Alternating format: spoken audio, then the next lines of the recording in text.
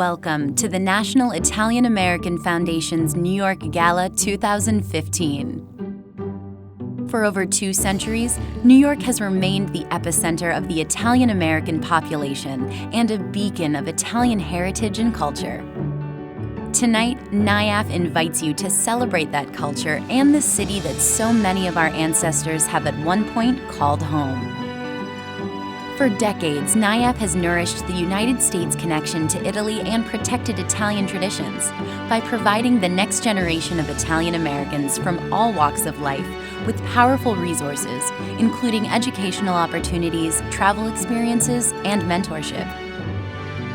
Thank you for your commitment to this mission and for celebrating with us tonight.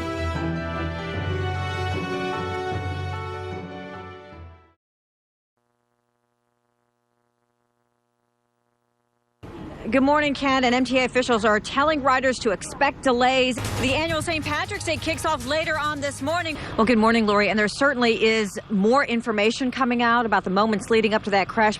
It's what New Yorkers came to know from Lisa Colagrossi. Authentic, steady, reassuring, the ultimate pro, who could tackle any story from crime to business and somewhere could also find a little humor, even at the expense of herself. Oh my gosh, Lisa Colagrossi's here this morning.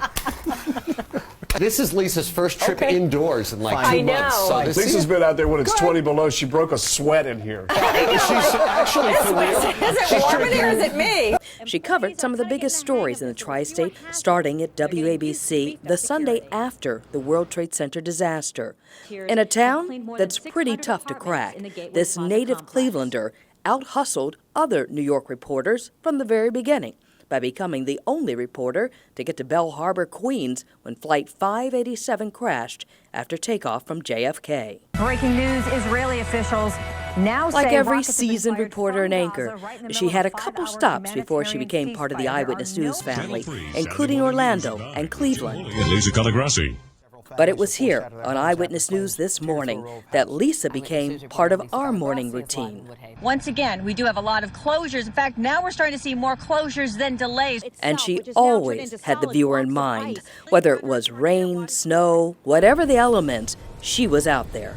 We have to really remind ourselves how deadly it is and how dangerous these downed trees can be. She could walk you through any story, even the hardest ones, including the Sandy Hook tragedy. It's one of these highly rated schools. It's one of those districts that everyone likes to move into because they've got excellent public schools. And her talents, not just limited to reporting. Good morning, I'm Lori Stokes. And I'm Lisa Colagrossi. New this morning, a suspicious package slows President Obama's trip from Manhattan to Washington. And she shined, showing her Italian pride as she mingled with the crowd during the Columbus Day Parade. And I just want to show you this really enthusiastic crowd. Just a little shout out right here. But most important to her, her family. Husband Todd, their 2 little guys, Davis and Evan. And in case you didn't know, Lisa was an avid Rangers fan. A 1-0 shutout by goalie Henrik Lundqvist. And loved Henrik Lundqvist. Just check out her Facebook page. It's hard to imagine mornings without you. On the Upper West Side, Lisa Colagrossi. Outside the Bronx Criminal Court, Lisa Colagrossi. In Weehawken, Lisa Colagrossi. In Lower Manhattan, Lisa Colagrossi, Channel 7 Eyewitness News.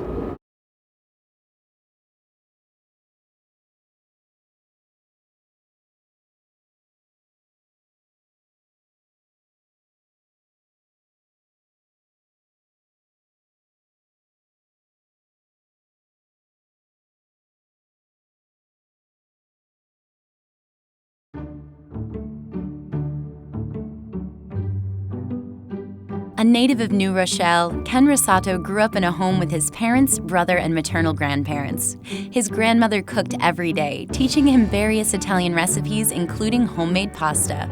He worked at his father's various restaurants, where his popularity and trust with the customers helped him realize his desire to become an anchor. Ken Rosato attended New York University. He not only received a bachelor's degree in television and radio, but a master's degree in language as well. He can speak 5 fluently, including Italian. He began his career in radio, which included anchoring the news on 1010 Wins, the nation's premier all-news radio station. After making the move to television, Ken Rosato was honored with a New York State Associated Press Award for his work as an anchor at WETM-TV in Binghamton, New York.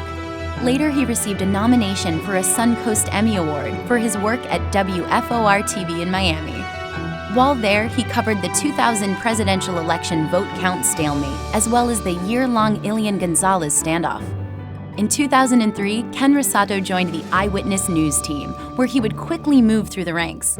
Today, he is anchor for Channel 7's top-rated Eyewitness News This Morning and Eyewitness News at Noon.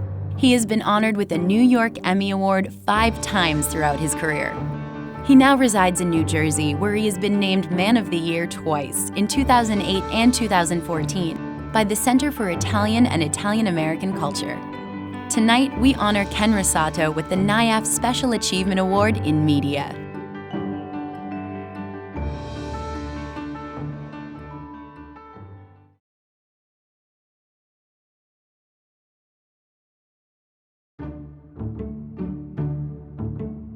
The son of Italian immigrants, a man who learned the value of hard work and tireless effort in the back of his family's grocery store, and an unwavering champion for the values he defends and lives, Governor Mario M. Cuomo will forever be seen as an icon in New York and amongst his fellow Italian Americans. In all that he did and in his unparalleled success, Governor Cuomo kept in his heart and in his actions the preeminence of his Italian American experience. The #1 graduate of St. John University Law School's class of 1956, he was passed over by 50 law firms in an age of anti-Italian discrimination. From the practice of law to the pursuit of public service, Governor Cuomo lived a life anchored in family, faith, and an unflinching belief in justice, equality, and opportunity for all people. He was a man of conviction and courage, a man who even his opponents were forced to admit maintained a constant set of values and built his positions based on core beliefs. Beyond his incredible service to the nation and society, Governor Cuomo was a constant advocate for, defender of, and role model to his beloved Italian-American community. Governor and Mrs. Cuomo and the entire Cuomo family maintain an active commitment to the Italian-American community and our issues in the wider nation. For many in New York and throughout the nation, Governor Cuomo was a giant of the political stage, a value-driven leader whose words and ideas inspired millions. For the Italian-American community, he was something more. He was ours. His victories were our victories, and his sterling accomplishments were a testament to who we had become in this great nation. From the sons of shopkeepers to the keepers of the American dream. Tonight, the National Italian-American Foundation is proud to award the inaugural Mario M. Cuomo Award in Public Service, to be given tonight and henceforth for dignity of action, sincerity of values, and dedication to the Italian-American community, to Janet DiFiore.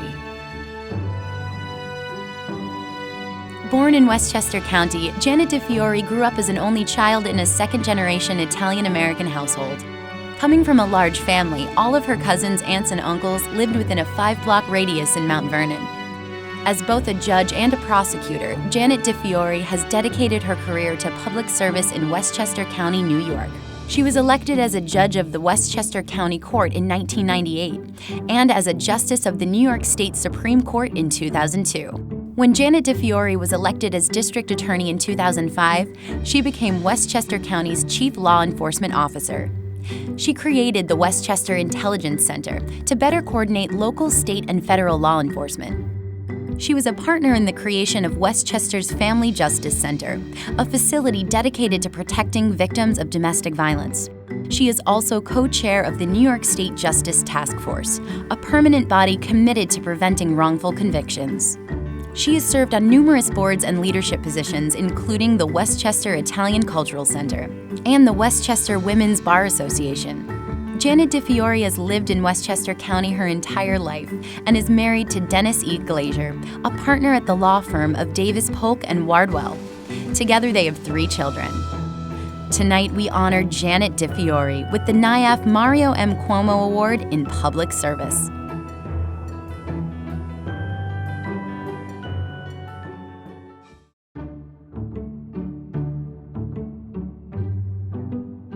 Edward Rigardi and his son Peter Rigardi have had a profound influence on New York City's real estate, both individually and as a team.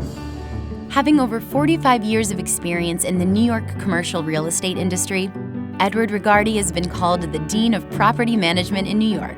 He began his career at Williams Real Estate, rising from its operations and engineering department to become Senior Executive Vice President and Partner. For over 30 years, Edward Rigardi has been an active member and participant with the Real Estate Board of New York. He has served on the Board of Governors and Executive Committee, overseeing the board's management division. In 1982, he was honored as the board's Management Man of the Year. Later, he was honored with the board's Commercial Management Leadership Award and the Bernard H. Mendick Lifetime Leadership in Real Estate Award. Peter Rigardi would follow in his father's footsteps, closing his first real estate deal as a sophomore at Iona College.